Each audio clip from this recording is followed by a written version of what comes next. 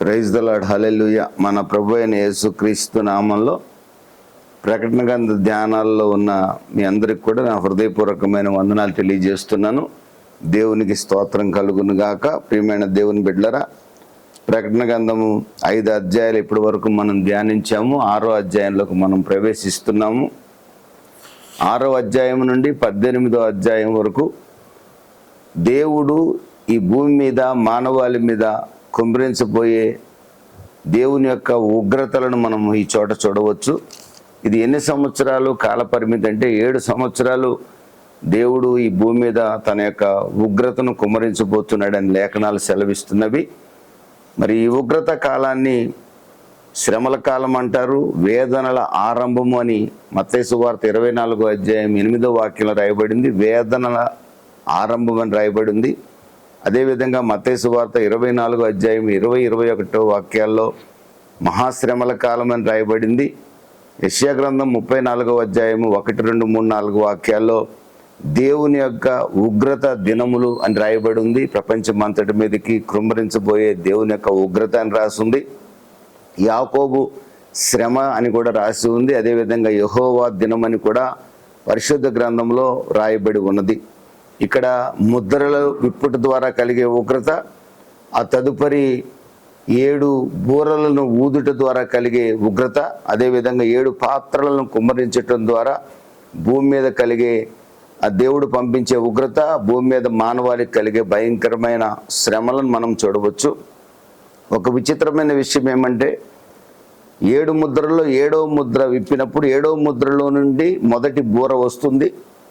7వ ముద్ర విప్పినప్పుడు ఒక దేవుని దూత బూర ఊదుట మనం చూడవచ్చు. ఆ తర్వాత 7 బూరలు ఊదబడతాయి. 7వ బూర ఊదినప్పుడు 7 పాత్రలు బయలు వెళుతాయి అన్నమాట. ఈ విధంగా ఉగ్రతలో ఉగ్రత ఇమిడి ఉన్నట్లుగా మనం చూడగలం అన్నమాట. మరి 6-7 అధ్యాయాలు 7 ముద్రల్ని తెలియజేస్తున్నాయి. ప్రియమైన దేవుని బిడ్డలారా, అదేవిధంగా 8వ అధ్యాయంలో 7వ ముద్ర విప్పబడిన తర్వాత 8-9 అధ్యాయాలు మరి 7 బూరల ఉగ్రతను, 7 బూరల జడ్జిమెంట్, 7 బూరల ద్వారా దేవుడు తీర్పు తీర్చబోతున్నట్టుగా తెలియజేస్తున్నాయి. అదేవిధంగా 16వ అధ్యాయం, ప్రకటన గ్రంథం 16వ అధ్యాయము 7 పాత్రల ఉగ్రత, 7 పాత్రలను భూమి మీద కుమ్మరించడం ద్వారా దేవుని యొక్క ఉగ్రత భూజనులందరూ అనుభవిస్తారని కూడా రాయబడి ఉన్నది. మహాపరిశుద్ధుడా, ప్రేమ కలిగిన తండ్రి, నీకు స్తోత్రం. నమ్మదగిన వాడా, ప్రకటన గ్రంథం 6వ అధ్యాయాన్ని మేము ధ్యానించబోతున్నాం. ఇది కష్టతరమైనదే, నా జ్ఞానమునకు మించినదే. మీ ఆత్మతో నన్ను అభిషేకించి మీరు వాడుకొని మీ నామానికి మహిమ తెచ్చుకోమని, వినుచున్న వారికి మేలు కలగజేయమని యేసు నామంలో అడిగి వేడుకొనుచున్నాను తండ్రి, ఆమెన్. దేవుని బిడ్డలారా, ప్రకటన గ్రంథం 4వ అధ్యాయంలో సింహాసనాసీనుడైన ఒకనిని యోహాను చూశాడు. ఆత్మలో పరమునకు ఎత్తబడిన యోహాను చూసినట్లుగా ఇక్కడ రాయబడి ఉన్నది. యోహాను పరమునికి ఎత్తబడుట అనేది సంఘము ఎత్తబడుటకు సూచనగా ఉన్నది. 1 తెస్సలోనిక 4వ అధ్యాయం 13-18 వాక్యాల ప్రకారం ఆకాశ మండలం మీదకి ప్రభు అయిన యేసుక్రీస్తు వచ్చినప్పుడు మనము కొనిపోబడదామని రాసింది. సదాకాలం ప్రభుతో ఉంటామని రాసి ఉన్నది. కనుక సంఘము హర్పాజో, కాటప్, దేవునికి స్తోత్రం కలుగును గాక, ర్యాప్టస్, సంఘము ఎత్తబడుతుంది. ఎవరో మనల్ని బలవంతంగా ఈ భూమి మీద ఉండకుండా తీసుకొని వెళ్ళిపోతారు. ఎవరో కాదు, మన ప్రభు మేఘాల మీదకి వచ్చినప్పుడు మనల్ని పిలుస్తాడు. మనకంటే ముందుగా మృతులైన వారు మొదట లేస్తారు. భక్తులు వారు ప్రభు దగ్గరికి వెళ్తారు. సజీవులమైన మనం కూడా లేస్తాము. ప్రభు అయిన యేసుక్రీస్తు మేఘాల మీదకి వచ్చేటప్పుడు మన ఆత్మని, అదేవిధంగా మన యొక్క ప్రాణాన్ని తీసుకొని వస్తాడు. ఆ ముందుగా చనిపోయిన వారిలో మహిమ దేహాన్ని వారికి అమర్చి మహిమ దేహంలో వాటిని ప్రవేశపెడతారు. వారు సజీవులై లేచి ప్రభు దగ్గరికి వెళ్తారు. ఆ తర్వాత జీవించి ఉన్న నేను రెప్పపాటున మహిమ శరీరాన్ని ధరించి, అక్షయ శరీరాన్ని ధరించి ప్రభు దగ్గరికి వెళ్తాను. ఈ రోజున ఒక క్రైస్తవుడు మరణిస్తే అతని యొక్క శరీరం మాత్రమే గ్రేవ్కి చేరుతుంది. అతని యొక్క ప్రాణాత్మలు దేవుని సన్నిధికి చేరతాయన్న సంగతి మీకు బాగా తెలుసు. అదేవిధంగా నమ్మకమైన క్రైస్తవుడు కాకుండా ఒక అన్యుడు కానీ ఎవరైనా మరణించినట్లయితే అతని శరీరం ఏమో గ్రేవ్కి చేరుతుంది, లేదా చితిమంటలకు ఆహుతవుతుంది. అతని యొక్క ప్రాణము, ఆత్మ పాతాళానికి వెళ్తుందని కూడా మనకు బాగా తెలుసు. అక్కడ వేదనకరమైన స్థలము, అగ్ని ఆరదు, పురుగు చావదు, ఏడుపును పళ్ళు కొరుకుట ఉంటుంది కనుక మనకంటే ముందుగా ఎవరైనా భక్తులైన వారు మృతి చెంది ఉంటే మీరు కంగారు పడాల్సిన అవసరం లేదు.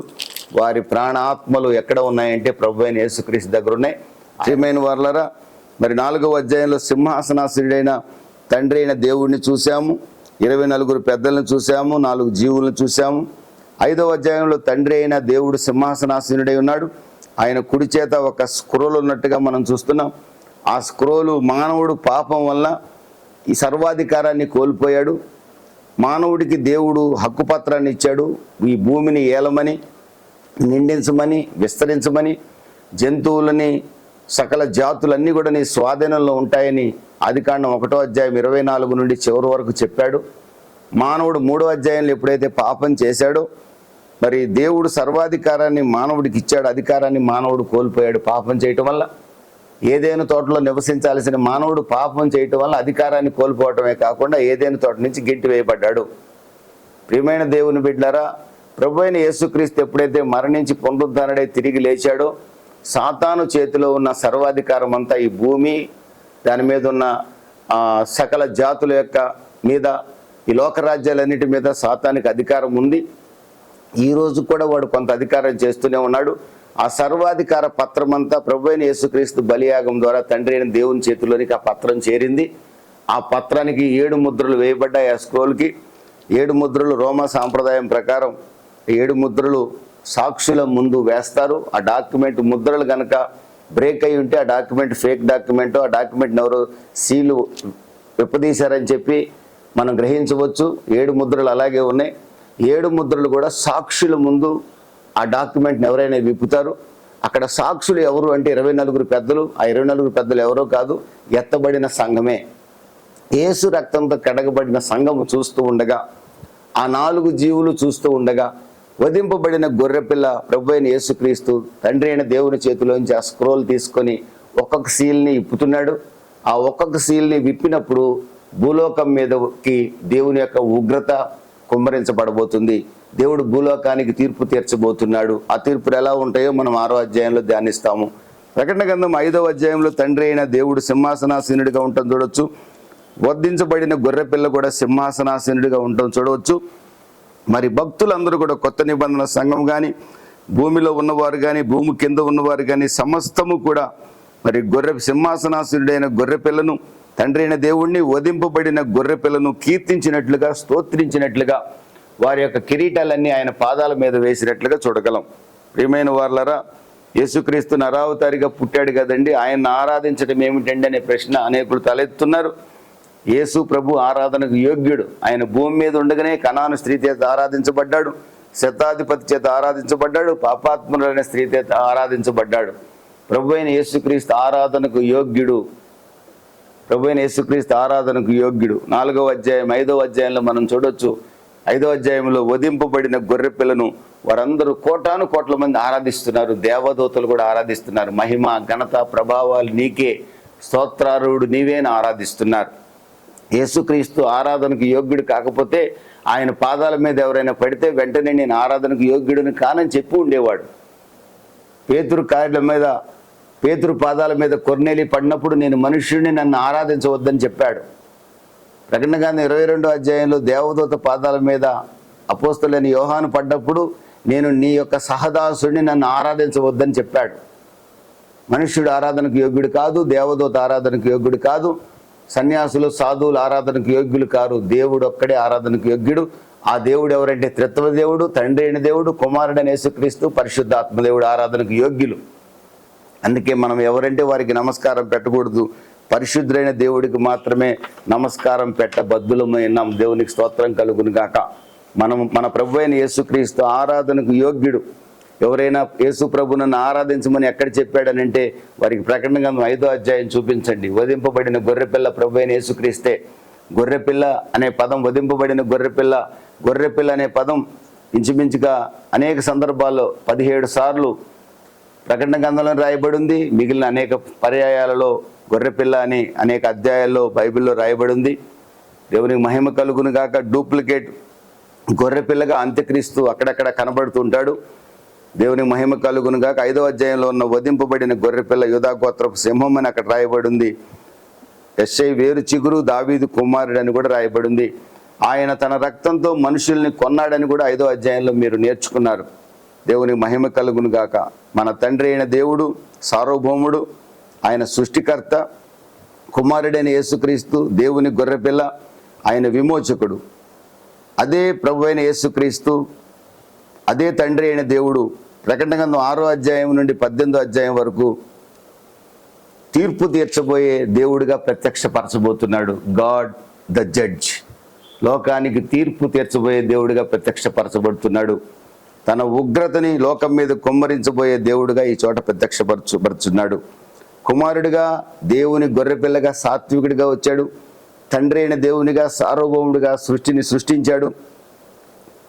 తాను సృష్టించిన సృష్టి పాపం చేసినప్పుడు కుమారునిగా మానవాళి పాప పరిహారార్థమై రక్తాన్ని చిందించాడు.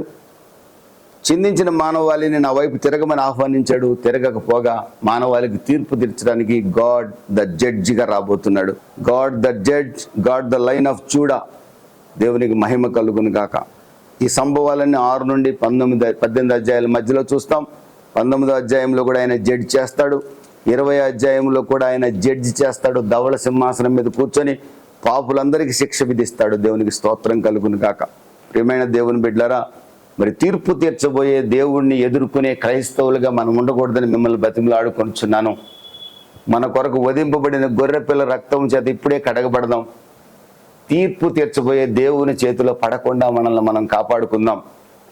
లోకం మీదకి రాబోయే మహాశ్రమల కాలంలో మనం ఈ భూమి మీద ఉండకుండా ఫిలడెల్ఫియా సంఘం వలె నమ్మకంగా ఉందాం. అట్టి కృప ప్రభు మనకు దయచేయును గాక.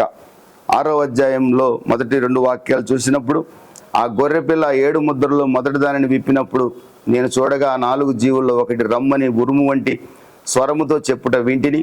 మరియు నేను చూడగా ఇదిగో ఒక తెల్లని గుర్రము కనబడెను. దాని మీద ఒకడు విల్లు పట్టుకొని కూర్చుండి ఉండెను. అతనికి ఒక కిరీటం ఇవ్వబడెను. అతడు జయించుటకు బయలువెళ్ళెను. దేవునికి స్తోత్రం కలుగును గాక. ప్రియమైన దేవుని బిడ్డలారా, ప్రకటన గ్రంథం 6వ అధ్యాయాన్ని, మత్తయి సువార్త 24వ అధ్యాయాన్ని మనం కంపేర్ చేసుకుంటూ ధ్యానించవలసిన అవసరం ఉన్నది. ఆయా సందర్భాలను బట్టి మీకు కొన్ని వాక్యాలు చెప్తాను, కానీ సంపూర్ణంగా ధ్యానించే అవకాశం లేదు. ఈ చోట తెల్లని గుర్రం ఒకటి కనబడుతుంది. దాని మీద విల్లు పట్టుకొని ఒకడు కూర్చొని ఉన్నాడు. అతడు యుద్ధానికి వెళ్తున్నట్లుగా ఉంది, కానీ అతని దగ్గర యారోస్ లేవు, బాణాలు లేవు. తెల్లని గుర్రము పరిశుద్ధతకు సాదృశ్యమని చాలామంది తెల్లని గుర్రం మీద ఉన్నవారు ప్రభు అయిన యేసుక్రీస్తు అనుకున్నారు. ఇక్కడ జయించుటకు బయలువెళ్ళునని రాయబడి ఉంది. ఫుట్ నోట్లో కూడా జయశాలి అని రాయబడి ఉంది. జయశాలి అంటే ప్రభు అయిన యేసుక్రీస్తే కదా అనుకున్నారు. చాలామంది జయశాలి అని పేరు కూడా పెట్టుకునే వాళ్ళు ఉన్నారు. ప్రియమైన దేవుని బిడ్డలారా, ఇక్కడ జయశాలి అన్నంత మాత్రాన ప్రభు అయిన యేసుక్రీస్తు అని అనుకునే అవకాశం లేదు. ఇక్కడ మీరు 1వ వాక్యంలో చూసినట్టయితే 4 జీవుల్లో ఒక జీవి, సింహాసనం చుట్టూ 4 జీవులు ఉన్నాయి. ఒకటి సింహం వంటి ముఖము, ఒకటి దూడ వంటి ముఖము, ఒకటి పక్షిరాజు వంటి ముఖము, ఒకటి మనుష్యుని వంటి ముఖము కలిగి 4 జీవులు ఉన్నవి. 6 రెక్కలు కలిగి ఉన్నవి. రెక్కల లోపల వెలుపల కన్నులున్న 4 ప్రత్యేకమైన జీవులను మనం చూస్తున్నాం. 5వ అధ్యాయంలో 4వ అధ్యాయంలో కూడా ఆ జీవుల్లో ఒక జీవి రమ్ము అని పిలిచినప్పుడు తెల్లని గుర్రం బయటకు వచ్చింది. దాని మీద ఒక వ్యక్తి బయటకు వచ్చాడు. ఈ జీవులు ఎవరంటే దేవదూతలు. దేవదూత పిలిస్తే ఒక వ్యక్తి బయటకు వచ్చాడు. అతను కూర్చున్న గుర్రం బయటకు వచ్చింది. అంటే ప్రభు అయిన యేసుక్రీస్తుని దేవదూత ఆజ్ఞాపించలేదు. ఆ విషయాన్ని మీరు బాగా గుర్తుపెట్టుకోవాలి. యేసుక్రీస్తు దేవదూతలను సృష్టించిన వాడు. యోహాను సువార్త 1వ అధ్యాయంలో సమస్తము ఆయన మూలంగా కలిగెను. ఆయన అంటే ఎవరంటే తండ్రి, కుమార, పరిశుద్ధాత్మ త్రియేక దేవుడు సృష్టిని అంతటిని సృష్టించాడు. యోబు గ్రంథంలో రాయబడింది, ఉదయ నక్షత్రములు కూడిపాడుచుండగా భూమికి పునాదులు వేసిన వాడు దేవుడు. దేవదూతలను సృష్టించిన వాడు దేవుడు. సృష్టించబడిన దేవదూతలు ఒకవేళ ఈ గుర్రం మీద ఉన్నవాడు యేసు ప్రభు అయితే ఆయన్ని అధికారంతో రమ్మని ఆజ్ఞాపించే అధికారం వాటికి ఉండదు. సృష్టికర్తను సృష్టించిన వారు రమ్మని ఆజ్ఞాపించే అధికారం ఉన్నది కనుక ఈ తెల్లని గుర్రము ఒకవేళ మనకి పరిశుద్ధతకు సాదృశ్యంగా కనపడినప్పటికి కూడా అది పరిశుద్ధతకు సాదృశ్యం కాదు, అది డూప్లికేట్ పరిశుద్ధత. దాని మీద ఉన్నవాడు క్రీస్తు కాదు, అది డూప్లికేట్ క్రైస్ట్. అతన్నే యాంటీ క్రైస్ట్ అంటారు. ఇతడు జయించుటకు బయలువెళ్ళినని ఉన్నది. అతని చేతిలో ఖడ్గము లేదు, అతని దగ్గర బాణము కూడా లేదు. అంటే ఇతను యుద్ధం చేసే వ్యక్తి కాదు. మరి ఎలా జయిస్తాడంటే కుయుక్తి చేత, మాటల చేత లోకాన్ని అంతటిని కూడా ఐక్యపరచడానికి ప్రయత్నం చేస్తాడు. టెంపరరీ పీస్ ప్రపంచంలో తీసుకొస్తాడు ఇతడు కుయుక్తి కలిగిన వాడు. ఎవరిచ్చారు ఇతనికి పర్మిషన్ అంటే దేవదూత పిలిస్తేనే ఇతను బయటకు వచ్చాడు. ఈ భూమి మీద ఏం జరగాలన్నా దేవుని చిత్తం లేకుండా జరగదు. లోకరాజ్యాలు సాతాను స్వాధీనంలో ఉన్నప్పటికీ కూడా దేవుని చిత్తం లేకుండా ఏది జరగదు. దేవుడు ఈ అంత్యక్రీస్తుకి అనుమతి ఇచ్చాడు. భూమి మీద చెలరేగిపోవడానికి 7 సంవత్సరాల అవకాశం ఇచ్చాడు. బైబిల్ సెలవిస్తుంది 1 యోహాను 2:18లో ఇప్పటికే క్రీస్తు విరోధులు చాలామంది ఉన్నారని చెప్తుంది. అంటే అంత్యక్రీస్తు అనేవాడు ప్రపంచాన్ని జయించేవాడు, కాంకరర్ అతను. అందుకే అతని తల మీద ఒక కిరీటం ఉంది, అది స్టెఫనోస్ జయించిన వాడికి ఇచ్చే కిరీటం. ఇతను యేసుక్రీస్తు కాదు అనటానికి మరొక సాదృశ్యం ఏంటంటే ప్రకటన గ్రంథం 19వ అధ్యాయంలో 11 నుండి 13 వాక్యాలు చూస్తే అక్కడ కూడా ప్రభు అయిన యేసుక్రీస్తు తెల్లని గుర్రం మీద వస్తుంటాడు. తెల్లని వస్త్రాలు ధరించుకొని ఉన్నాడు ఆయన. ఇక్కడ తెల్లని వస్త్రాలు ఇతను కొన్నట్టుగా లేదు. ఆయన తల మీద చాలా కిరీటాలు ఉన్నాయట. అవి సార్వభౌముని కిరీటాలు, సావరిన్ గాడ్ గుండె కిరీటాలు. అవన్నీ గ్రీక్ భాషలో డైడెమా అని రాసింది వాటిని. ఇతని తల మీద ఉన్న కిరీటం స్టెఫెనోస్ జయించిన వాడికి ఇచ్చే కిరీటం. ఆ కిరీటం వేరు, ఈ కిరీటం వేరు. అక్కడ రాయబడిన మాట మీరు 19వ అధ్యాయం 11, 12, 13 వాక్యాలు చూస్తే నమ్మకమైన వాడు, సత్యవంతుడు ఆ గుర్రం మీద ఉన్నవాడని రాసింది. ఆ క్రిందికి వచ్చినట్టయితే రాజులకు రాజు, ప్రభువులకు ప్రభు అని ఆయన తొడల మీద రాయబడి ఉంది అని రాసింది. ఈ 6వ అధ్యాయంలో ఉన్నవాడు నమ్మకమైన వాడు, సత్యవంతుడు అని రాసిలేదు. ఆయన తొడల మీద రాజులు రాజు, ప్రభువులు ప్రభు అని రాసిలేదు. ఆయన తల మీద ఉన్న కిరీటం కూడా డైడిమా కాదు, ఇది స్టెఫనోస్ మాత్రమే. వీడు క్రీస్తు విరోధి, యేసుక్రీస్తులాగా నటిస్తున్నాడు, ప్రపంచ శాంతి దూతలాగా నటిస్తాడు. ప్రపంచమంతా మోసపోతుంది ప్రపంచ శాంతి దూత ఇతనేనని. అంతెందుకండి, ఇజ్రాయేలీలు మోసపోతారండి, యూదులు మోసపోతారు. యూదులు ఎప్పుడు కూడా మెస్సయ్య, అభిషక్తుడు, రక్షకుడు వస్తాడని ఎదురు చూస్తున్నారు. వాళ్ళు యేసుప్రభు యొక్క మొదటి రాకడను వాళ్ళు నమ్మరు. యేసుప్రభు వచ్చాడు, మరణించాడు, పునరుద్ధానుడయ్యాడని ఈరోజు కూడా నమ్మరు వాళ్ళు. యేసుప్రభు అనే మెస్సయ్య, రక్షకుడు వస్తాడని ఎదురు చూస్తున్నారు. ప్రపంచ శాంతి కలిగిస్తాడని ఎదురు చూస్తున్నారు. తమ దేశంలో శాంతి స్థాపిస్తాడని ఎదురు చూస్తున్నారు. ఈ రోజున యూదులకి దేవుని మందిరం లేదు. యూదుల మందిరం ఉన్న స్థానంలో మొహమ్మదీయుల మాస్క్ ఉంది, అది అలస్కా మాస్క్ ఉంది. ఆ మాస్క్ స్థానంలో యూదుల మందిరం కట్టాలని ప్రయత్నాలు చేస్తున్నారు. అవకాశం దొరికితే 3 రోజుల్లో మందిరాన్ని కట్టడానికి తగిన సామాగ్రి అంతా సమకూర్చుకున్నారు. కానీ అక్కడ మందిరం కట్టడం ప్రారంభిస్తే ప్రపంచ యుద్ధమే వస్తుంది. కాబట్టి మందిరాన్ని కట్టించడానికి మనకు సహాయం చేసేవాడు ఎవరా అని ఎదురు చూస్తున్నారు. ఈ తెల్లని గుర్రం మీద ఉన్న వ్యక్తి వచ్చి మహమ్మదీయుల్ని, యూదుల్ని, ప్రపంచంలో అన్ని దేశాలని తన కుయుక్తి చేత, మాటల చేత మభ్యపెట్టి ప్రపంచ శాంతిని నేనే స్థాపిస్తానని చెప్తాడు. వరల్డ్ అంతా కూడా ఫైనాన్షియల్ క్రైసిస్లో ఉంటుంది. ధరలు పెరిగిపోతున్నాయి, యుద్ధాల వల్ల పంటలు పండవు, స్టార్వేషను, ఆకలి దప్పులు ఎక్కువైపోతున్నాయి. భయంకరమైన స్థితిలో ఇప్పుడున్న ప్రపంచం మారబోతుందండి ఒక రోజున. ఆ రోజున మనం ఇక్కడున్నాం, ప్రభు అయిన దేవునితో ఉంటాం. ఈ భూమి మీద ఉండే వాళ్ళు ఎలాంటి పరిస్థితి ఉంటుందంటే నీళ్లు దొరకవు, ఏమంటే ఆహారం దొరకని పరిస్థితిలో ఉంటే ఇతడు ప్రపంచ శాంతి దూతలాగా పోజు పెట్టి నేనే మెస్సయ్యని, రక్షకుడిని అని పెట్టి అని చెప్పుకొని అందరినీ సమాధానపరచడానికి ప్రయత్నం చేసే క్రమంలో మొదటగా యూదుల్ని, మహమ్మదీయుల్ని సమాధానపరిచి అలస్కా మాస్క్ ఉన్న ప్రదేశంలో యూదులకు దేవుని మందిరాన్ని కట్టిస్తాడని కూడా భక్తుల యొక్క అభిప్రాయం. ఇక ఆ మందిరం కట్టబడిన తర్వాత యూదులు అనుకుంటారు ఇతడే మెస్సయ్య, ఇతడే అభిషక్తుడు అని నమ్ముతారండి వాళ్ళు. అయితే వాళ్ళ నమ్మకం ఎంతో కాలం ఉండదు. 3.5 సంవత్సరాల తర్వాత 7 సంవత్సరాలు ఇతడు యూదులతో ఒప్పందం చేసుకుంటాడని దానియేలు గ్రంథం 9వ అధ్యాయము 24 నుండి 27 వాక్యాల్లో రాయబడింది. దాన్ని ఒకసారి చూద్దాం. దానియేలు గ్రంథము 9, 24 నుండి 27 వాక్యాలు మనం చూసినట్లయితే 27వ వాక్యం ఒకటి చదువుకుందాం మనం. అతడు ఒక వారం వరకు అనగా అతడు ఒక వారం వరకు అనేకులకు నిబంధన స్థిరపరచును, అర్ధవారమునకు బలిని నైవేద్యమును నిలిపివేయును, హేయమైనది నిలిచి వరకు నాశనము చేయువాడు వచ్చును, నాశనము చేయువానికి రావాలని నిర్ణయించిన నాశనం ముగించు వరకు ఇలాగును జరిగెను. ఆ పైన వాక్యాలు కూడా మీరు చదువుకున్నట్లయితే దేవుడు దానియేలుకు బయలుపరుస్తున్నాడు. దానియేలు నీ జనులకు 70 వారములు నియమించబడింది. దానియేలు జనులు ఎవరంటే ఇశ్రాయేలీలు, యూదులు. యెరూషలేము కట్టించబడవు, యెరూషలేము కట్టవచ్చునని ఆజ్ఞ బయలుదేరిన దగ్గర నుండి టోటల్గా 69 వారాల ముగింపులో అభిషక్తుడు కొట్టివేయబడతాడు అని రాసుంది. యెరూషలేము కట్టాలనే ఆజ్ఞ బయలుదేరింది క్రీస్తు పూర్వము 445 సంవత్సరంలో. యెరూషలేము ప్రాకారాలను కట్టమని రాజైన అర్తహషస్త నెహెమ్యాకి ఆజ్ఞాపించిన ఆజ్ఞని మనం తీసుకుంటే ఆనాటి నుండి క్రీస్తు 32వ సంవత్సరం వరకు అభిషక్తుడైన యేసు ప్రభు కొట్టివేయబడేంత వరకు కూడా 69 వారాలు పూర్తయింది. 69 వారాలంటే వారాన్ని ఆ చోట మనము వారాన్ని సంవత్సరంగా తీసుకుంటాము. అది యూదుల సాంప్రదాయము, అదేవిధంగా హెబ్రీయుల యొక్క సాంప్రదాయంగా ఉన్నది. 69 వారాలు అంటే ఒక వారం అంటే 7 ఇయర్స్గా మనం తీసుకుంటాం. 69 వారాలు అంటే 69 × 7 483 సంవత్సరాలు. సంవత్సరానికి 360 రోజులే. ఇప్పుడు గ్రెగేరియన్ క్యాలెండర్ ప్రకారం 365 రోజులు కాదు, 360 రోజుల క్యాలెండర్ తీసుకుంటే క్రీస్తు పూర్వం 445/444 నుండి క్రీస్తు శకము 32 AD అంటే అభిషక్తుడైన యేసుక్రీస్తు గాడిద పిల్ల మీద యెరూషలేములో ఊరేగాడు. ఆ తదుపరి ఆయన సిలువ వేయబడిన రోజు వరకు కూడా మనం చూస్తే అభిషక్తుడైన అధిపతి వచ్చాడు, అతడు కొట్టివేయబడ్డాడు. అక్కడ ఈ వాక్యాలన్నింటిలో రాసింది 24 నుంచి 27 వరకు కూడా. కొట్టివేయబడే వరకు కూడా 69 వారాలు కంప్లీట్ అయిపోయింది. ఇక 70వ వారం అంటే ఇంకొక 7 ఇయర్స్ మాత్రం మిగిలింది. దానియేలుకు దేవుడిచ్చిన ప్రవచనం, నీ జనులకు 70 వారాలు నియమించబడింది.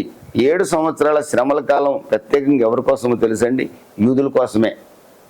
అదే సమయంలో ప్రభువైన యేసుక్రీస్తుని అంగీకరించని మానవాళ్ళంతటి మీద కూడా శ్రమలు వస్తాయి. కానీ ప్రత్యేకంగా యూదుల కొరకే ఈ శ్రమలు దేవుడు అనుమతించాడు. వారు ఈ రోజుకు రాదు, శ్రమల కాలంలో కూడా యేసు ప్రభువుని నమ్ముకోవడానికి ఇష్టపడరు, మెస్సయ్యను అంగీకరించడానికి ఇష్టపడరు. వారు ఎప్పుడు మెస్సయ్య దగ్గరకు వస్తారో తెలుసండి?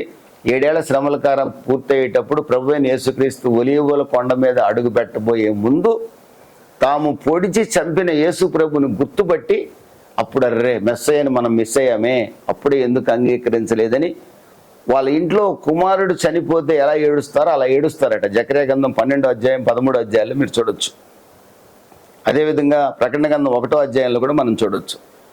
ఒక ఏక కుమారుడు చనిపోతే ఎలా ఏడుస్తారో అలా ఏడుస్తారట. అప్పుడు రక్షణ పొందుతారంటండి శ్రమల కాలం అయ్యాక. ఈ శ్రమల కాలమే లేకుంటుంటే దేవుని స్వాస్థ్యమైన ఇశ్రాయేలు రక్షింపబడేవారు కాదు కదా. అందుకనే శ్రమలు అనుమతించిన దేవుడు ఇశ్రాయేలు కొరకు ప్రత్యేకంగా. అదేవిధంగా ఇంకొందరైన రక్షణ పొందుతారని అన్యజనులు విగ్రహారాధికుల కొరకు కూడా దేవుడు ఈ శ్రమలు అనుమతించాడు. ప్రియమైన దేవుని బిడ్డలారా, ఇప్పుడు మనం ఎక్కడున్నామంటే సంఘ యుగంలో ఉన్నాము. 69 వారాలకి 70 వారాలకి మధ్యలో ఉన్నాము. ఇది గ్యాప్ పీరియడ్ అంటారు దీన్ని. ఈ గ్యాప్ పీరియడ్ ఇప్పటికే 2000 సంవత్సరాలు గడిచిపోయింది. ఇంకెన్ని వేల సంవత్సరాలు గడవాలో తెలియదు. శ్రమల కాలం ఎప్పుడు ఆరంభం అవుతుందో తెలియదు. ప్రియమైన దేవుని బిడ్డలారా, శ్రమల కాలం ఆరంభం అయ్యే ముందుగా ఈ అంత్యక్రీస్తు అనేవాడు వచ్చి ప్రపంచ శాంతి దూతగా ప్రపంచాన్ని అంతటిని ఐక్యపరచడానికి ప్రయత్నం చేస్తాడు తన కుయుక్తి ద్వారా. ఈ ఐక్యతను ప్రారంభించబోయే సమయానికి ముందే సంఘం ఎత్తబడుతుంది. మరి అంత్యక్రీస్తుని మనం చూస్తామా లేదనేది నాకు కరెక్ట్గా తెలియదు, కానీ శ్రమల కాలంలో మాత్రం మనం ఉండము. దేవుడు కుమ్మరించబోయే ఉగ్రతలో మాత్రం మనం ఉండము. ఎందుకంటే 1 తెస్సలోనిక 5:9 ప్రకారం మనల్ని దేవుడు ఉగ్రత పాలగుటకు నియమించలేదు, క్షమించుటకు మాత్రమే, రక్షణ పొందుటకు మాత్రమే నియమించాడు. ఉగ్రత పాలగుటకు నియమించలేదు. కనుక మనం ఉగ్రత పాలయ్యే అవకాశమే లేదు. ప్రకటన గ్రంథం 3:10 ప్రకారం లోకం మీదకి రాబోయే మహాశ్రమల కాలంలో నేను నిన్ను ఉంచనని ప్రభు మనకు వాగ్దానం చేశాడు. ప్రియమైన దేవుని బిడ్డలారా, ఈ 69వ వారానికి 70 వారానికి మధ్య కాలంలో మనం సంఘ యుగంలో ఉన్నాము. ఈ సంఘం ఎప్పుడైనా ఎత్తబడవచ్చు. సంఘం ఎత్తబడటానికి సూచనలు ఏమీ లేవు. ఆయన ఏ రాత్రి వస్తాడో తెలియదు, ఏ పగలు వస్తాడో తెలియదు. అందుకే మెలకువగలిగి ప్రార్థన చేయండి. అక్కడక్కడ యుద్ధాలు ఇప్పుడు జరుగుతున్నాయి, భూకంపాలు జరుగుతున్నాయి. వీటన్నిటి చూసినప్పుడు ప్రభువు రాకడ సమీపంగా ఉందని గుర్తించండి. కరువులు కాటకాలు వస్తాయి, తెగుళ్ళు వస్తాయి. మత్తయి సువార్త 24వ అధ్యాయం, లూకా సువార్త 17, లూకా సువార్త 21, మార్కు సువార్త 13, ఈ అధ్యాయాలన్నీ కూడా ప్రభు యొక్క రాకడ దినాలను తెలియజేస్తున్నాయి. ప్రభు మేఘాల మీదకి వచ్చేదానికి మాత్రం ఎలాంటి సూచనలు లేవు. ఆయన ఎప్పుడు వస్తాడో తెలియదు, ఎప్పుడు మనం తీసుకెళ్తాడో తెలియదు. కనుక మనము తలలు పైకెత్తాలి, మెలకువగా ఉండి ప్రార్థన చేయాలి, పరిశుద్ధమైన ప్రవర్తన కలిగి ప్రభు రాకడిని అపేక్షించాలి. నజరేయుడైన యేసు త్వరగా రమ్మని మనం ప్రార్థన చేసేవారిగా ఉండాలి. దేవుని మహిమ కలుగును గాక. ప్రియమైన దేవుని బిడ్డలారా, 70వ వారం ప్రారంభంలోనే అంత్యక్రీస్తు వస్తాడు. ప్రపంచ శాంతి దూతగా వస్తాడు. అప్పటికి సంఘం ఎత్తబడుతుంది. మరి యెరూషలేములో దేవాలయం కట్టబడేటప్పటికల్లా యూదులు కూడా నమ్ముతారు ఇతనే మెస్సయాక్ అని. దేవునికి మహిమ కలుగును గాక. తెస్సలోనికీయులకు రాసిన 2వ పత్రిక 2వ అధ్యాయం 3వ వాక్యం. మొదట భ్రష్టత్వం సంభవించి నాశన పుత్రుడుకు పాప పురుషుడు బయలుపెడితేనే గాని ఆ దినము రాదు. భ్రష్టత్వం సంభవించడం అంటే అనేకులు విశ్వాసహీనులైపోతారు, విశ్వాస భ్రష్టులైపోతారు. ఈ రోజున క్రైస్తవ సమాజం ఉంది కానీ విశ్వాస భ్రష్టత్వం ఎక్కువగా ఉంది. విశ్వాస భ్రష్టత్వం సమాజంలో ఎక్కువగా ఉంది. ఈ రోజున ప్రపంచమంతా నాశనాన్ని వైపు నడిపించబడుతుంది. మొదట భ్రష్టత్వం సంభవించి నాశన పాత్రుడుకు పాప పురుషుడు, ఇతడే క్రీస్తు విరోధి. నాశన పాత్రుడుకు పాప పురుషుడు అంటే క్రీస్తు విరోధి. బయలుపడిన వెంటనే ఉగ్రత స్టార్ట్ అయిపోతుంది. ఆ దినము రాదు అని రాసింది. అంటే నాశన పాత్రుడుకు పాప పురుషుడు బయలుపరచబడినప్పుడే దేవుని ఉగ్రత ప్రారంభమైనట్లు లెక్క. ఇప్పటి వరకు నాశన పాత్రుడుకు పాప పురుషుడు బయలుపరచబడలేదు, అంత్యక్రీస్తు రాలేదు. అయితే క్రీస్తు విరోధులు అనేకులు ఉన్నారు. చాలామంది యాంటీ క్రైస్ట్, హిట్లర్ అన్నారు, ముస్సోలిని అన్నారు, స్టాలిన్ అన్నారు. ఏమండి చాలామంది పేర్లు పెట్టారు. వీడు యాంటీ క్రైస్టే, ఇక శ్రమలు వచ్చేసాయి, ప్రభువు రాబోతున్నాడని చాలామంది మాట్లాడారు. అంతా తప్పు. వారందరూ చిన్నపాటి క్రీస్తు విరోధులు. కానీ ఒక పెద్ద క్రీస్తు విరోధి రాబోతున్నాడు. ప్రపంచమంతా ఆర్థిక సంక్షోభాన్ని ఎదుర్కొంటుంది, కరువు కాటకాలు ఎదుర్కొంటుంది, యుద్ధాలు, భయంకరమైన పరిస్థితులు ఏర్పడుతున్న సమయంలో ఎవరు ఈ ప్రపంచాన్ని సమాధాన పరచగలరు అని ఆలోచన చేస్తున్న సమయంలో ఇతను నేను తెలివిగలవాడిని బయటకు వస్తాడు. వీడి పేరు నాశన పాత్రుడకు పాప పురుషుడు, ఇతడే యాంటీ క్రైస్ట్, ఇతడే క్రీస్తు విరోధి, ఇతడే అబద్ధికుడు. 7వ వాక్యంలో రాయబడింది 2 తెస్సలోనిక 2:7 ధర్మ విరోధి. దేవునికి స్తోత్రం కలుగును గాక. ధర్మ విరోధి బయలుపరచబడినని రాయబడింది. ఈ యాంటీ క్రైస్టు ఈ తెల్లని గుర్రం ఎక్కి వచ్చేవాడు.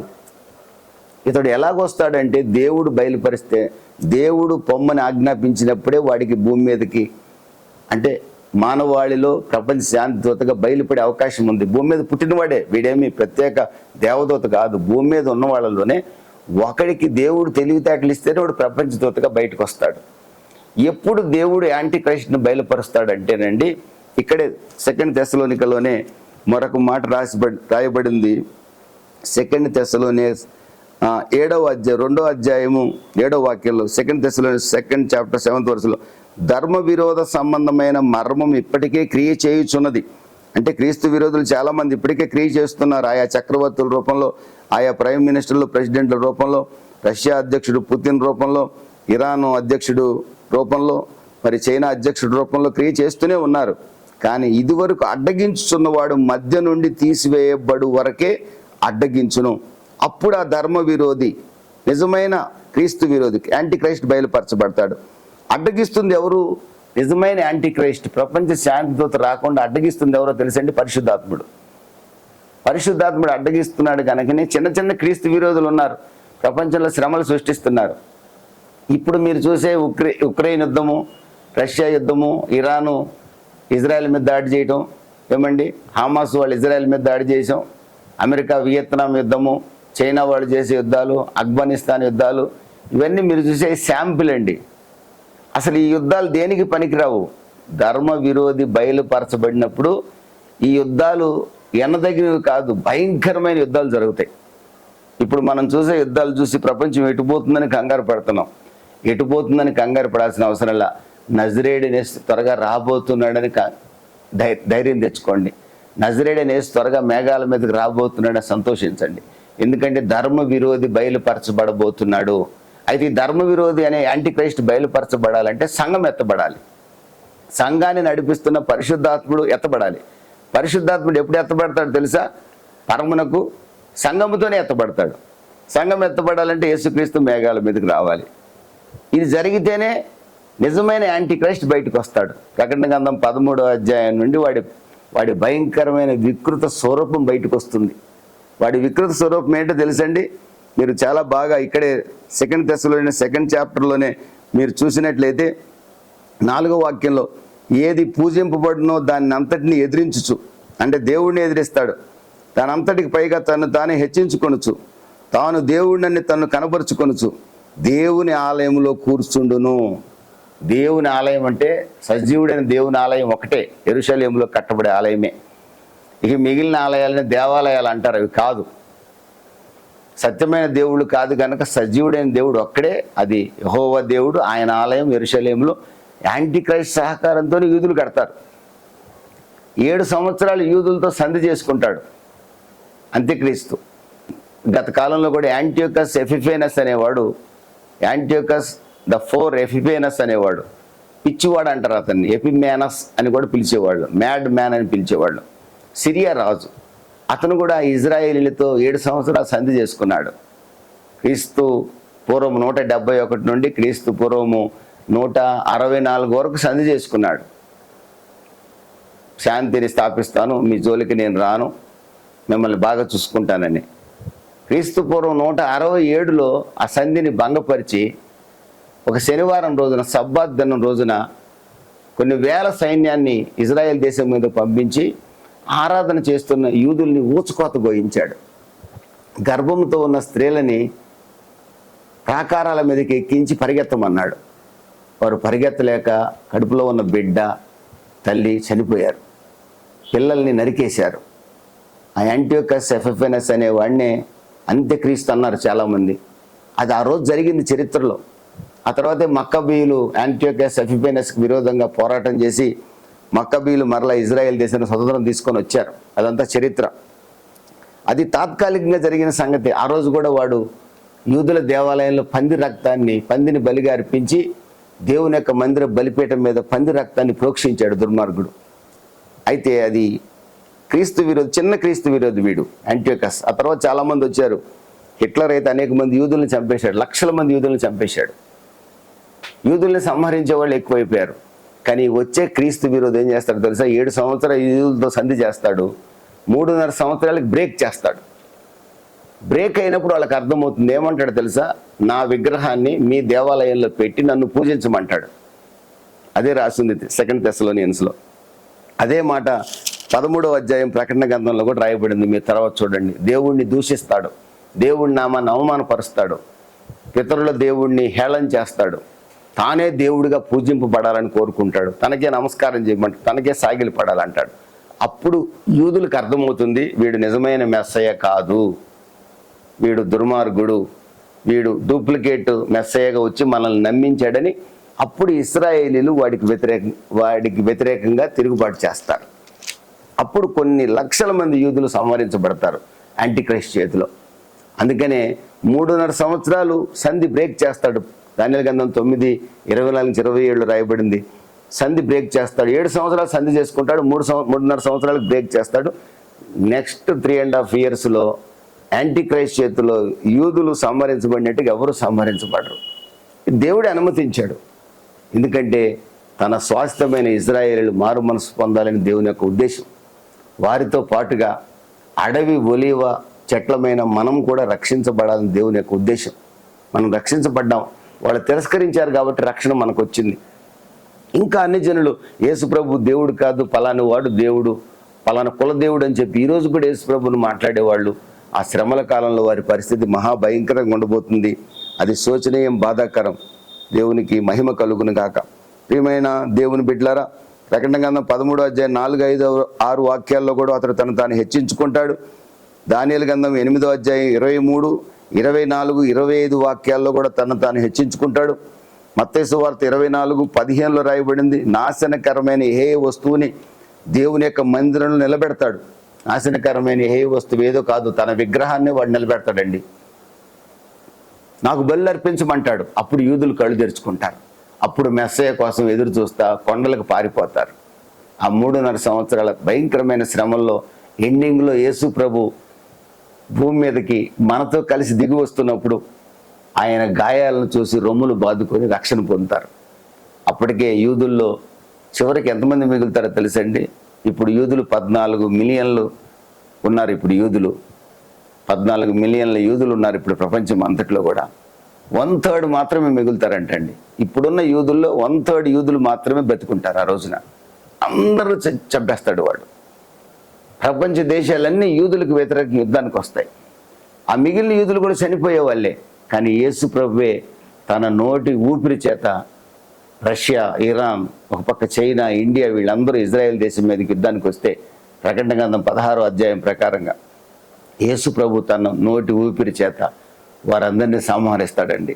ప్రకటన గ్రంథం 19వ అధ్యాయం రాయబడింది దాని ప్రకారం. లేకపోతే ఆ శేషం కూడా మిగిలేది కాదు. దేవుడు యూదుల మీద ఎంతో దయ కలిగిన వాడు. అబ్రహామును ఏర్పరచుకున్నాడు, హెబ్రీయుడిని. దేవునికి మహిమ కలుగును గాక. ఆయన సంతానం నుంచి వచ్చిన వారు యూదులు.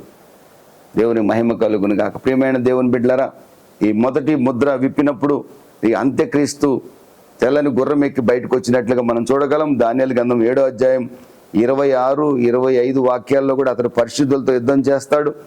ఏమండి, పరిశుద్ధుల మీద తాను హెచ్చించుకోవడానికి ప్రయత్నిస్తాడు. అయితే చివరికి రాజ్యము పరిశుద్ధులకే చెందుతుందని ఈ చోట రాయబడింది. వాడు ఎన్ని కుయుక్తులు చేసినా అంతిమ విజయం దేవుని బిడ్డలదే. దేవునికి స్తోత్రం కలుగును గాక. ఇతడు ప్రపంచాన్ని అంతా ఎలా జయిస్తాడంటే bit by bit, by deception, మోసం ద్వారా జయిస్తాడు. వాళ్ళకి వీళ్ళకి మీకు సమాధానం పరుస్తాను, మీరు ఇది చేసుకోవచ్చు, మీరు అది చేసుకోవచ్చు అని చెప్పి ఒక దేశాన్ని అన్నిటిని ఆక్రమించుకుంటాడు. ఫైనల్గా వాడే ఎంపరర్ అయిపోతాడు ప్రపంచానికి. అతను చేయెత్తని చేయెత్తాలి, అతను కాలెత్తే కాలెత్తాలి. ప్రపంచమంతా అతని మాట శాసనంగా మారిపోతుంది. అలాంటి ఒక వ్యక్తిని, ధర్మ విరోధిని దేవుడు బయలుపరచబోతున్నాడు. దేవుడు చిత్తం లేకుండా వాడు రాడు. ఎవడు కూడా ఏం చేయలేడండి దేవుని చిత్తం లేకుండా. ఎందుకు దేవుడు అనుమతించాడు? మరి ఇక్కడ మీకు ప్రశ్న రావచ్చు. మరలా నేను చెప్తున్నాను, ఫైనల్ వేకప్ కాల్. ఈ విధంగానైనా కొందరైనా మెస్సయ్య వైపు చూడాలని, సంఘం ఎత్తబడినప్పటికి కూడా మెస్సయ్య వైపు చూడాలని దేవుని యొక్క ఆలోచన, విమోచించగలిగిన వాడి వైపు చూడాలని దేవుని యొక్క ఆలోచనగా ఉన్నది. ప్రియమైన దేవుని బిడ్డలారా, ఇప్పటికే చాలామంది మేము క్రీస్తులం అంటున్నారు. ఇప్పటికే ఇంచుమించుగా కొన్ని వందల మంది నేను క్రీస్తులని ప్రపంచ దేశాల్లో చాలామంది చెప్పుకున్న వాళ్ళు ఉన్నారట. మన ఇండియాలో కూడా ఉన్నారట. వాళ్ళ పేర్లు చెప్పాలంటే నాకు సమయం లేదు, కానీ వారెవరు క్రీస్తులు కాదు. మత్తయి సువార్త 24వ అధ్యాయం 4, 5, 6 వాక్యాల్లో ఉంది. ఎవ్వడు కూడా మిమ్మల్ని మోసపరచకుండా చూసుకోండి. అనేక మంది మేము క్రీస్తులమని వస్తారు, తొందరపడి సాగిలు పడకండి, నమస్కారం చేయకండి అని ఈ రోజున మనల్ని కూడా హెచ్చరిస్తున్నాడు. ఎవడు దేవుడు కాదండి, ఏ పాస్టర్ దేవుడు కాదు, యేసు ప్రభు మాత్రమే దేవుడు. దేవుని స్తోత్రం కలుగును కాక. మన కొరకు రక్తం చిందించిన వాడు. ఇతని యొక్క కాలంలో, ఈ తెల్లని గుర్రం ఎక్కిన వాడి కాలంలో ప్రపంచమంతా టెంపరీగా శాంతి కలిగి ఉన్నట్లుగా ఇతడే రక్షకుడిగా ప్రజలందరూ భావిస్తారు. వెంటనే ప్రియమైన దేవుని బిడ్డలారా, మనం దేవుని యొక్క వాక్యంలో ప్రకటన గ్రంథంలోకి వెళ్ళినట్లయితే, ప్రకటన గ్రంథం 6వ అధ్యాయంలో 3వ వాక్యం నుంచి వెళ్ళినట్లయితే, ప్రకటన గ్రంథం 6:3 చదువుకుందాం. ఆయన 2వ ముద్రను విప్పినప్పుడు రమ్మని 2వ జీవి చెప్పుట వింటిని. అప్పుడు ఎర్రనిదైన వేరొక గుర్రం బయలువెళ్ళెను.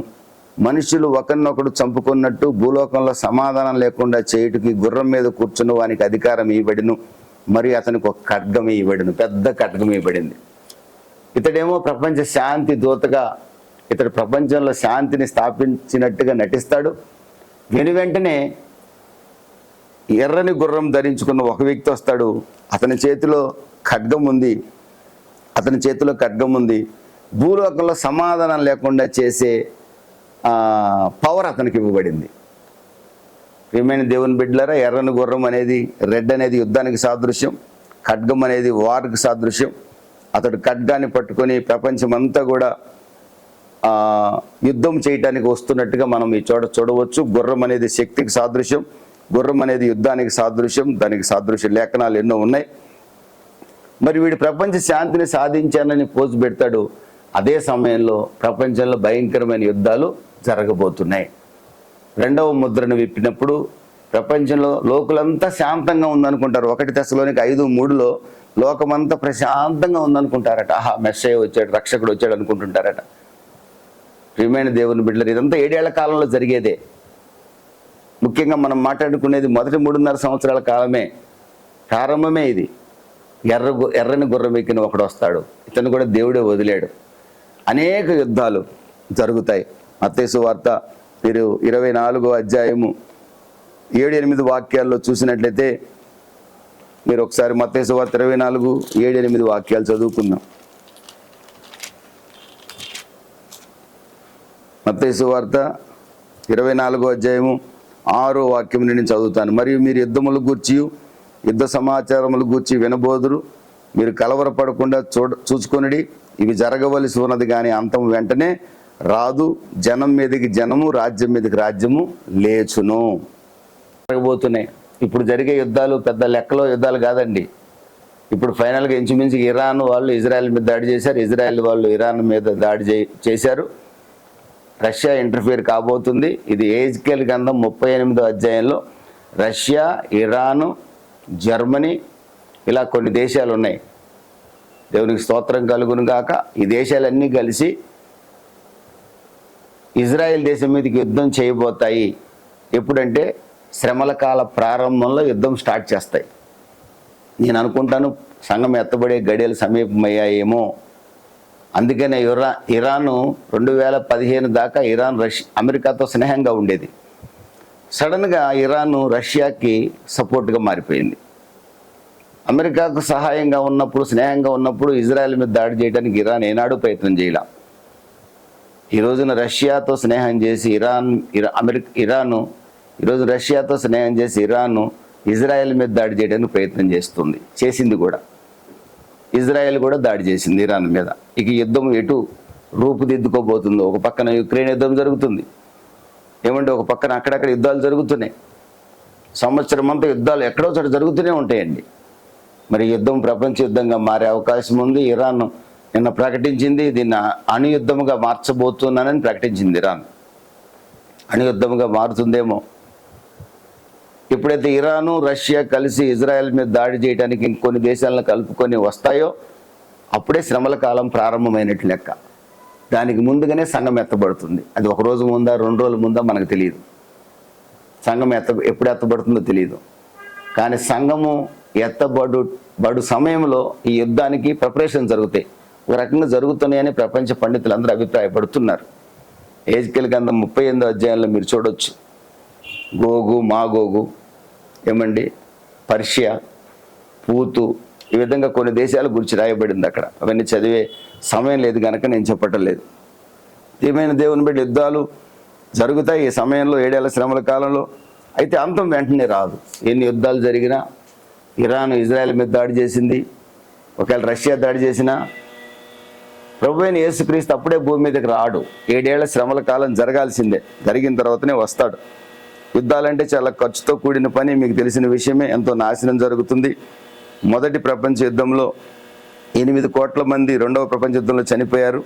మొదటి ప్రపంచ యుద్ధంలో 2 కోట్ల మంది చనిపోయారని లెక్కలు చెప్తున్నాయి. ఇంచుమించుకు సెకండ్ వరల్డ్ వార్లో 4 లక్షల కోట్ల రూపాయలు ఖర్చు పెట్టినట్లుగా చరిత్ర చెప్తుంది. అమెరికా వియత్నాం వారు 1962 నుంచి 1975 వరకు జరిగింది. ఆ యుద్ధంలో 12,60,000 కోట్ల రూపాయలు ఖర్చు పెట్టారట. 12,60,000 కోట్ల రూపాయలు, 12,60,000 crores ఆఫ్ రూపీస్ ఖర్చు అయినాయి ఆ యుద్ధానికి. కాబట్టి యుద్ధం అంటే ఖర్చుతో కూడింది. యుద్ధం అంటే నాశనం అవుతుంది. యుద్ధం అంటే అనేక ప్రాణాలు పోతాయి, ప్రాణానికి విలువ ఉండదు. ప్రియమైన దేవుని బిడ్డలారా, ఇవన్నీ కూడా 7 ఏళ్ల శ్రమల కాలంలో ఇప్పుడు జరిగే యుద్ధాలు కాదండి, భయంకరమైన యుద్ధాలు ఇవే. ఇప్పుడు జరిగే యుద్ధాల్లోనే ఇంత ఖర్చు అయిందని చెప్పాను కదా. ఆ రోజు జరగబోయే యుద్ధం ఇంకెంత భయంకరంగా ఉంటుందో. మొదటిది డిసెప్షన్ ద్వారా వాడు ప్రపంచ శాంతిని స్థాపించాలంటాడు. రెండవది డిస్ట్రక్షన్, నాశనం ద్వారా నాశనం జరుగుతుంది. రెండవది ఈ సీల్స్ విప్పినప్పుడు. మూడవ సీలు విప్పుతాడు గొర్రెపిల్ల ప్రభువైన యేసుక్రీస్తు. 3వ ముద్రను విప్పినప్పుడు రమ్ము అని 3వ జీవి చెప్పుట వింటిని నేను చూడగా ఇదిగో ఒక నల్లని గుర్రము కనపడెను. దాని మీద ఒకడు త్రాసు చేత పట్టుకొని కూర్చుండెను. మరియు ధ్యానారమునకు 1 సేరు గోధుమలనియు, ధ్యానారమునకు 3 సేర్ల ఎవలనియు, నూనెను ద్రాక్షరసమును పాడు చేయవద్దనియు ఆ 4 జీవుల మధ్య ఒక స్వరం పలుకున్నట్లు నాకు వినబడెను. 3వ సీలు విప్పాడు గొర్రెపిల్ల. 3వ సీలు విప్పినప్పుడు మరొక ఉగ్రత మానవాళి మీదకి వచ్చింది. ఈ ఉగ్రతలో ఆ గుర్రం ఏ కలర్లో ఉంది? నల్లని గుర్రం ఉంది. దాని మీద ఒకడు కూర్చొని ఉన్నాడు. నల్లని గుర్రము ప్రియమైన దేవుని బిడ్డలారా దేనికి సాదృశ్యం అని అంటే కరువు కాటకాలకు సాదృశ్యంగా తీసుకోవచ్చు, డిప్రైవేషన్, ఫెమైన్కి సాదృశ్యంగా తీసుకోవచ్చు. మరి ఆ రోజుల్లో ఒక వ్యక్తి యొక్క 1 రోజు జీతం అట ఒక వ్యక్తి యొక్క 1 రోజు ఆహారానికే సరిపోతుందట. ఆ వ్యక్తికి ముసలి తల్లిదండ్రులు ఉంటే వాళ్ళు ఏం సంపాదించలేని వారైతే వారు ఆకలితో చచ్చిపోవాల్సిందే.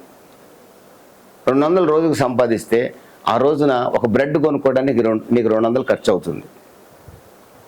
నువ్వు ఒక్కడివి భోజనం చేయడానికి రైస్ కొనుక్కొని నీ ఒక్కడివి భోజనం చేయడానికి నీళ్లు పోసుకొని అయినా సరే 200 ఖర్చు అవుతుంది. ఒకవేళ ఆ రోజు నీ శాలరీ 200 అయితే మరి నీ మీద ఆధారపడిన పిల్లలు ఏం తినాలి, తల్లిదండ్రులు ఏం తినాలి? భయంకరమైన రోజులు రాబోతున్న 7 ఏళ్ల శ్రమల కాలంలో ఒక వ్యక్తి యొక్క ఒక రోజు శాలరీ ఒక వ్యక్తి భోజనానికే సరిపోతుంది. అక్కడే ధ్యానారానికి యవలు బార్లీ అని రాసింది.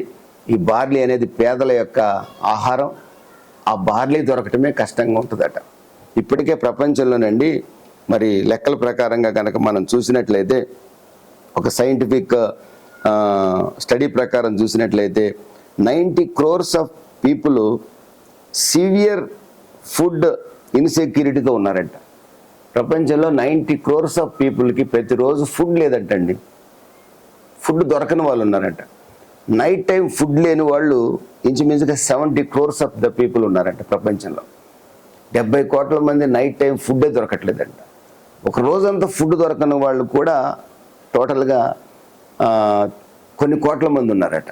మన ఇండియాలో కూడా ఈ మధ్య ఒక లెక్క తీసినట్లయితే ప్రియమైన దేవుని బిడ్డలారా 19 crores 19 కోట్ల మంది సరైన న్యూట్రిషియస్ ఫుడ్ లేదంట. బలవర్ధకమైన ఆహారం లేని వాళ్ళు ఇండియాలో 19 కోట్ల మంది ఉన్నారట ఉన్న 140 కోట్ల జనాభాలో. అంటే ప్రపంచంలో ఏదో ఒక మూల 20% ఆహారం లేక అలమటిస్తున్నారంటండి. 20% స్టార్వేషన్ ఉందంట 120 మంది. 30% ఆఫ్ చిల్డ్రన్ న్యూట్రిషన్ అంటే బలవర్ధకమైన ఆహారం లేక ఇబ్బందులు పడి చనిపోతున్నారట. 30% ఆఫ్ చిల్డ్రన్. ఈ రోజున ఇథియోపియా, సోమాలియా ఇలాంటి దేశాల్లో ఆహారం లేక అలమటిస్తున్నారండి. ఆహారం అంటే ఏంటో తెలుసండి మీకు? మనకైతే రైస్ తింటున్నాము, బ్రెడ్ తింటున్నాము, చీజులు, బర్గర్లు తింటున్నాము. ఆహారంలో భాగం ఏంటో తెలుసండి? క్యాటర్ పిల్లర్స్, మిడతలు, చిన్న చిన్న ఇన్సెక్ట్స్, వీటిని కూడా ఫ్రై చేసుకొని కడుపు నింపుకునే వాళ్ళు ఉన్నారు. అది కూడా ఆహారం కింద లెక్క. వాళ్ళని అడిగితే మాకు ఈరోజు కడుపు నిండిందండి అంటారు. ఏం తిన్నారా మీరంటే గ్రాస్ హోపర్స్, మిడతలు. ఏం తిన్నారా మీరంటే క్యాటర్ పిల్లర్స్. ఏం తిన్నారు మీరంటే సమ్ ఇన్సెక్ట్స్. ఏం తిన్నారు మీరంటే సమ్ యాంట్స్. ఏమండి ఫ్లైస్ తినేవాళ్ళు కూడా ఉన్నారు. మన యొక్క వర్షాలు వచ్చినప్పుడు ఆ పురుగులు వస్తాయి కదండి లైట్ల దగ్గరికి, వాటిని తినేవాళ్ళు కూడా ఉన్నారండి. మిడతల ఆహారంగా పూజించేవాళ్ళు కూడా ఉన్నారు. యోహాను బాప్తిసం ఇచ్చి యోహాను మిడతల ఆహారంగా తినేవాడు. పేదవాడి ఆహారం. ఈ రోజున కొన్ని టన్నులు ప్యాక్ చేసి ఈ ఇన్సెక్ట్స్, ఈ యాంట్స్, ఈ ఫ్లైస్ వీటన్నిటిని ఆహారంగా పేద దేశాలకు ఎగుమతి చేస్తున్నాయి. కొన్ని దేశాలు ఎగుమతి చేస్తున్నారు. అమెరికాలో కూడా ఈ పేదలు తినే ఆహారాన్ని తినేవాళ్ళు ఇప్పటికీ ఇంకా అమెరికాలో కూడా ఉన్నారు. ఇంచుమించుకు ఒక లెక్కల ప్రకారం 100 crores ప్రతిరోజు స్టార్వేషన్ అంటండి. ఆకలి లేక ఆకలి కేకలు వేస్తున్నారట ప్రపంచం అంతా కూడా. ఇండియా అందుకు భిన్నమైనది ఏం కాదు. ప్రపంచంలో చాలా దేశాల్లో ఆకలి అలమటిస్తున్నారు. సోమాలియా ఫొటోస్ మనం చూస్తుంటాం. దీనంతటి కారణం ఏంటంటే ప్రియమైన దేవుని బిడ్డలారా, యుద్ధాల వల్ల క్రాప్స్ నాశనం అయిపోతాయి. శత్రువులు దోచుకుంటారు ఆ క్రాప్స్ని. అదేవిధంగా వాతావరణ కాలుష్యం ఏర్పడుతుంది. భూమి నిస్సారమైపోతుంది. పంటలు సరిగా పండవు. యుద్ధాలు జరిగే సమయంలో పంటలు వేయలేరు. ఏమండి యుద్ధాలు జరిగే సమయంలో పంటలు వేసినా అవి చేతికి రావు. ఏమండి రకరకాల కారణాల వల్ల భూమి అంతా నిష్ప్రయోజనం అయిపోతుంది. భూమి ఉండి కూడా పంటలు వేసే అవకాశం లేదు. వేసిన యుద్ధాలు జరిగిన ప్రదేశంలో భూమి నిస్సారం అయిపోతుంది కనుక పంటలు సరిగా పండవు. అణుధార్మికత, రేడియో ధార్మిక పదార్థాల విస్తరణ, అణుబాంబులు, ఈ బాంబ్స్ వల్ల జరిగే ఆ రేడియో యాక్టివిటీ వల్ల భూములన్నీ నిస్సారం అయిపోతాయి. ప్రియమైన దేవుని బిడ్డలారా, యుద్ధం అనేది స్టార్వేషన్ తీసుకొస్తుందండి. యుద్ధం అనేది ప్రపంచంలో అనేకులు ఆకలితో బాధపడేటట్లుగా చేస్తుందండి. కనుక ఇవన్నీ కూడా 7 ఏళ్ల శ్రమల కాలంలో ఇంకా ఎక్కువ జరుగుతాయి. ఇప్పుడు కూడా జరుగుతున్నాయి. ఇప్పుడు మనం ఏం చేయాలి తెలుసా? లోకా 21:20 ప్రకారంగా మనం లిఫ్ట్ అప్ యువర్ ఐస్, మన తలలు పైకెత్తాలి. ఆయన రాకడ కొరకు మేము ఎదురు చూసేవారిగా ఉండాలి. 7 ఏళ్ల శ్రమల కాలం చూద్దామని దయచేసి ఎవరు కోరుకోవద్దని ఒక దైవ సేవకుడిగా నేను బతిమలాడుకొంచున్నాను. ఇండియాలో 74.1% ఆఫ్ ఇండియన్స్ అట హెల్దీ ఫుడ్కి డబ్బులు ఖర్చు పెట్టలేని స్థితిలో ఉన్నారంటండి. 74.1% ఆఫ్ ఇండియన్స్ బలమైన ఆహారానికి డబ్బు ఖర్చు పెట్టలేని స్థితిలో ఉన్నారంటండి ఈ రోజున. మరి ఆ రోజున ఇంకెంత భయంకరంగా ఉంటుందో చూడండి ప్రియమైన దేవుని బిడ్డలారా. మరి బైబిల్లో పిల్లల్ని కూడా కోసుకొని తిన్న సందర్భాలు ఉన్నాయి రాజుల గ్రంథాల్లో. ఆ రోజులు వస్తాయేమో ఆ రోజున. అలాంటి దుస్థితి ఈ భూమండలం మీద కలగబోతుంది. ఆ స్థితిని మనం చూడకూడదు, మనం ఫేస్ చేయకూడదు, మన వాళ్ళు ఎవరు చూడకూడదు. అంటే ప్రియమైన దేవుని బిడ్డలారా, మనం సువార్త ప్రకటించి ప్రభు వైపు తిరగమని మనం అనేకుల్ని ప్రతిమలాడవలసిన వారమై ఉన్నాం. 1 in 10, 10 మందిలో ఒకళ్ళు ప్రపంచం అంతట్లో కూడా సివియర్ ఫుడ్ ప్రాబ్లమ్ని ఫేస్ చేస్తున్నారంటండి. ఇక టోటల్గా ఫైనల్గా క్లుప్తంగా అవుట్ ఆఫ్ 10 ప్రతి ఒక్కళ్ళు 10 మందికి ఒకళ్ళు ఫుడ్ ప్రాబ్లమ్ని ఫేస్ చేస్తున్నారట. మరి మీరు మీ ఫుడ్ని వ్యర్థపరుస్తున్నారా? పేదలకు సహాయం చేస్తున్నారా? లేకపోతే మాకు ఉంది కదా అని చెప్పి సగం తిని సగం పడేసేవారిగా ఉన్నారా? ఒకసారి వ్యక్తిగతంగా కూడా మనం ఆలోచించవలసిన వారమై ఉన్నాం. 4వ ముద్రను విప్పినప్పుడు 7వ వాక్యం 6వ అధ్యాయం 7ను చదువుకుందాం. ఆయన 4వ ముద్రను విప్పినప్పుడు రమ్మని 4వ జీవి చెప్పుట వింటిని. అప్పుడు నేను చూడగా ఇదిగో పాండుర వర్ణము గల ఒక గుర్రము కనబడెను. దాని మీద కూర్చున్న వాని పేరు మృత్యువు, డెత్. పాతాళ లోకము వానిని వెంబడించెను. ఎక్కడ డెత్ ఉంటుందో అక్కడ పాతాళం ఉంటుందండి. మృత్యు అనేది బాడీని, ప్రియమైన దేవుని బిడ్డలారా, మృత్యు అనేది డెత్ అనేది బాడీని క్లెయిమ్ చేస్తుంది. మరణం అనేది బాడీకి మాత్రమే. పాతాళం అనేది, హేడ్స్ అనేది సోల్ని క్లెయిమ్ చేస్తుంది. ఏమంటే రక్షణ లేని ఒక వ్యక్తిని పాతాళం ఆశగా రమ్మని పిలుస్తుందండి. దేవునికి స్తోత్రం కలుగును గాక. ఎందుకంటే పాతాళ పౌరుడిగా ఒకడైపోతాడు కదండి.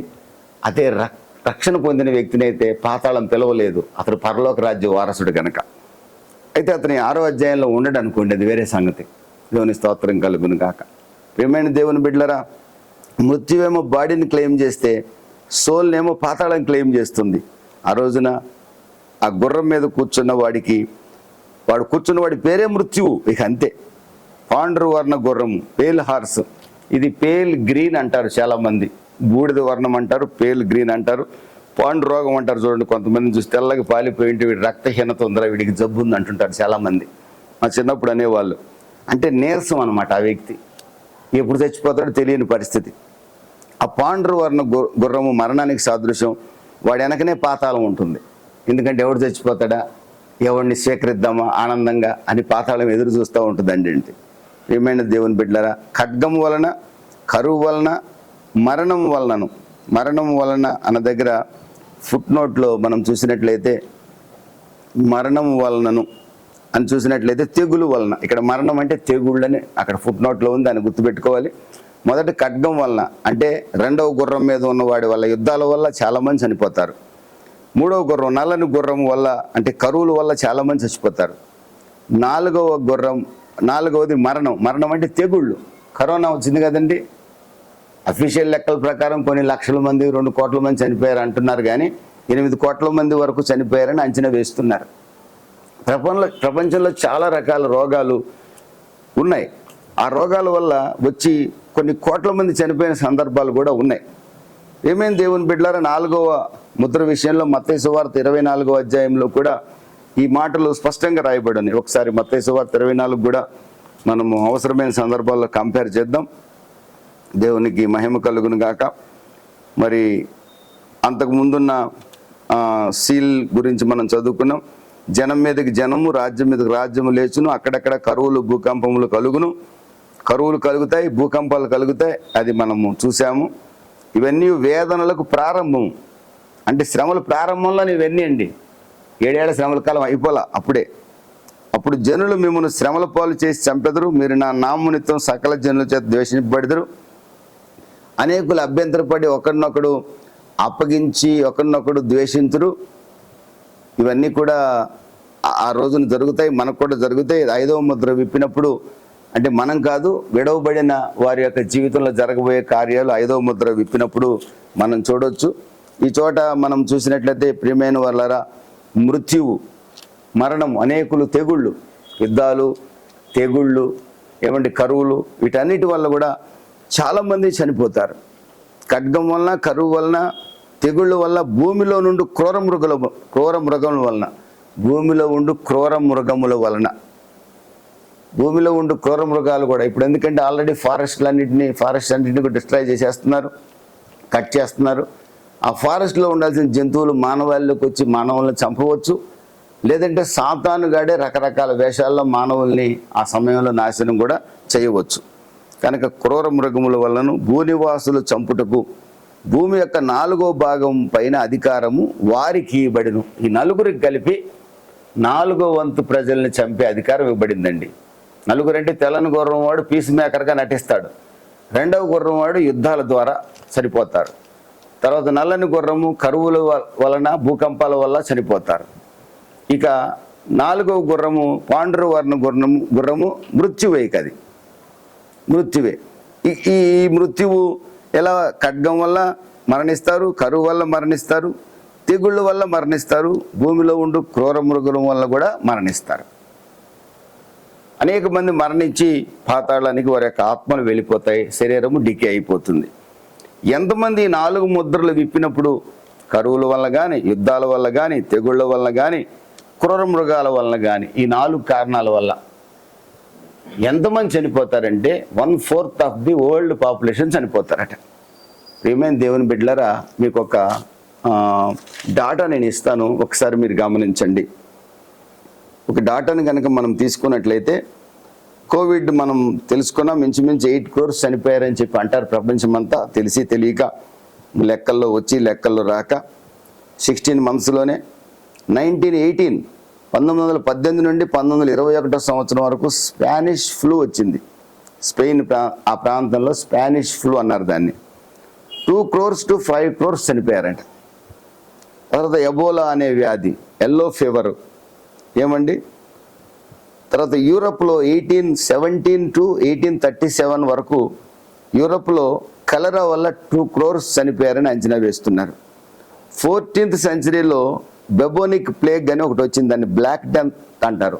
యూరప్ ఖండంలో దానివల్ల 30 to 60% ఆఫ్ ది యూరోపియన్స్ చనిపోయారంట బ్లాక్ డెత్ వల్ల. ఏమంటే ఈ రోజున గబ్బిలాల వల్ల వ్యాధులు అంటున్నారు, ఎలుకల వల్ల వ్యాధులు అంటున్నారు, పందుల వల్ల వ్యాధులు అంటున్నారు, దోమల వల్ల వ్యాధులు అంటున్నారు. ఈ రోజు కూడా కలరా వల్ల చనిపోయేవాళ్ళు ప్రపంచంలో చాలామంది ఉన్నారు. మనం కలరా లేదనుకుంటున్నాం, ఉంది ప్రపంచంలో అక్కడక్కడ. కలరా అంటే మరేం కాదు, డయేరియా. దానివల్ల ఈరోజు కూడా స్టిల్ ఎవ్రీ ఇయర్ 1.4 million అంటే 14 lakhs పీపుల్ చనిపోతున్నారంటే ఈరోజు కూడా డయేరియా వల్ల. ప్రపంచం అంతట్లో 14 లక్షల మంది ప్రజలు చనిపోతున్నారట. ఇక రోడ్డు యాక్సిడెంట్స్లో చనిపోయేవాళ్ళు చాలామంది మామూలుగా చనిపోయేవాళ్ళు ఉన్నారు. మరి 7 ఏళ్ల శ్రమల కాలంలో వచ్చే ఆ తెగుళ్ళు, కరోనానే మనం తట్టుకోలేకపోయాం. ఆ రోజు వచ్చే ఆ తెగులు ఏం తెగులో మనకు తెలియదు. ఏమంటే ఆ రోజున దుష్ట మృగాల వల్ల చంపబడతారంటే దుష్ట మృగాలు మనల్ని వచ్చి కరవాల్సిన అవసరంలా, అవి వెదజల్లే విషయాలు ఉంటాయి చూడండి. ఇప్పుడు గబ్బిలాల వల్ల వచ్చింది కరోనా అని చెప్పుకున్నారు కదా మధ్యటి దాకా. ఎలుకల వల్ల కూడా వ్యాధులు వస్తున్నాయి కదా, కుక్క గరిస్తే కూడా వ్యాధులు చాలా మంది చచ్చిపోతున్నారు కదా. మరి ఆ రోజున క్రూర మృగాలు ఇంకా విజృంభించి మనుషుల్ని డైరెక్ట్గా చంపేవి కొన్ని ఉంటాయి, వాటి ద్వారా కలిగే వ్యాధుల వల్ల చనిపోయేవాళ్ళు కొన్ని కోట్ల మంది ఉంటారు. ఏమంటే తెగుళ్ళ వల్ల, అదేవిధంగా యుద్ధాల వల్ల, అదేవిధంగా ఆహారం లేక, ఏమండి అదేవిధంగా మరి ఈ 4 కారణాల చేత 1/4 ఆఫ్ ది పాపులేషన్ ఒకవేళ ప్రభు రాకడ సమయానికి 8 కోట్ల జనాభా కనుక 8 బిలియన్ల జనాభా కనుకుంటే, ఇప్పుడు ప్రపంచం అంతట్లో కూడా 8 billions ఉంది పాపులేషన్. 800 కోట్ల జనాభా ఉందనుకుందాం ఇప్పుడు సుమారుగా అంటున్నారు. 800 కోట్ల జనాభా ఉండి ఈరోజే ప్రభు అయిన యేసుక్రీస్తు మేఘాల మీదకి వచ్చి తన సంఘాన్ని తీసుకొని వెళ్తే, ఇక రాబోయే 7 ఏళ్ల కాలంలో 800 కోట్లలో ఎంతమంది చనిపోతారు? మొదటి 3.5 సంవత్సరాల్లోనే 800 కోట్లు ఇంటూ 1/4 అంటే ఇంచుమించుగా 200 crores చనిపోతారండి. 600 కోట్లు మాత్రమే మిగులుతారు. 600 కోట్లలో సంఘము ఒక 100 కోట్ల మంది అనుకుందాం, సంఘం నిజమైన సంఘం అనుకుందాం, అంత ఉండదులేండి. అక్కడ 100 కోట్ల మంది ఎత్తపడ్డారు అనుకోండి ముందే, ఈ తెగుళ్ళకు ముందే. అప్పుడు భూమి మీద ఎంతమంది ఉంటారు? ఇక 600-200 మంది చచ్చిపోయారు. 800 మందిలో 200 కోట్లు చనిపోయారు. 600 100 కోట్లు ఎత్తపడ్డారు. 500 కోట్ల జనాభా ఉంటారు.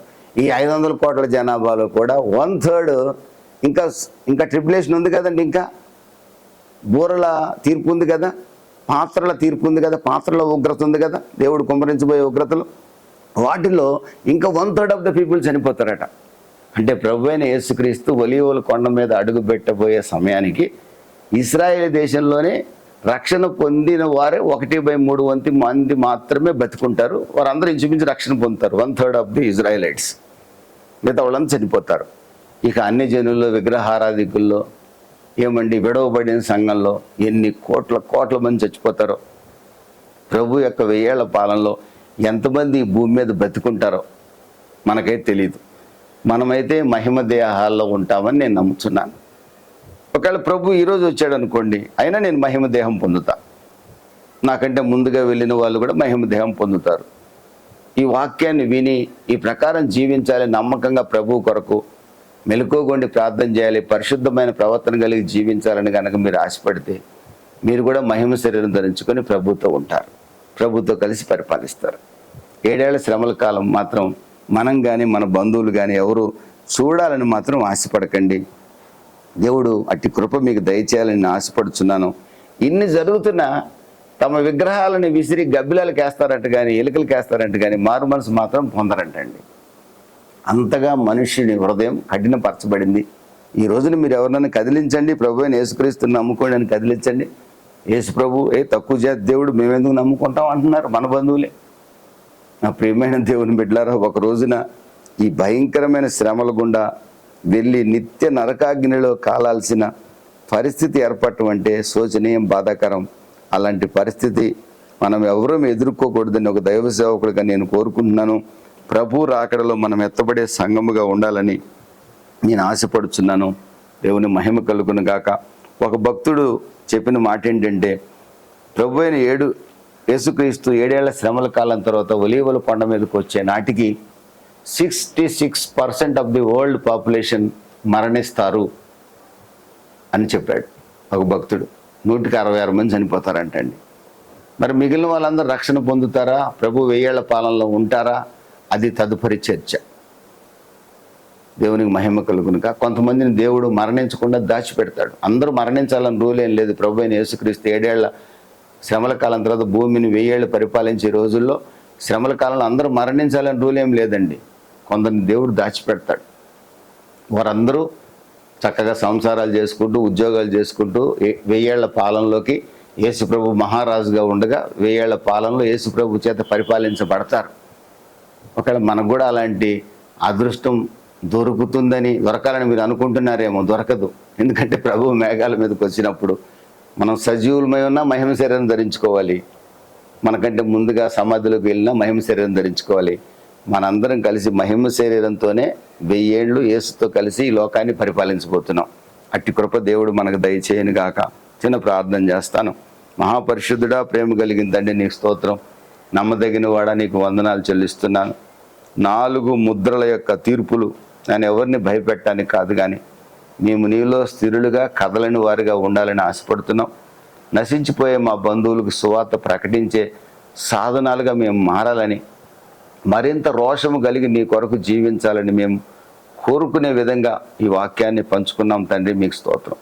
వినిన ప్రతి ఒక్కరికి కూడా తండ్రి మీరు సహాయం చేసి నీ సాక్షులుగా మార్చమని, లోపాలు సరిచేసుకునే భాగ్యం దయచేయమని యేసు నామములో అడుగుచున్నాను తండ్రి.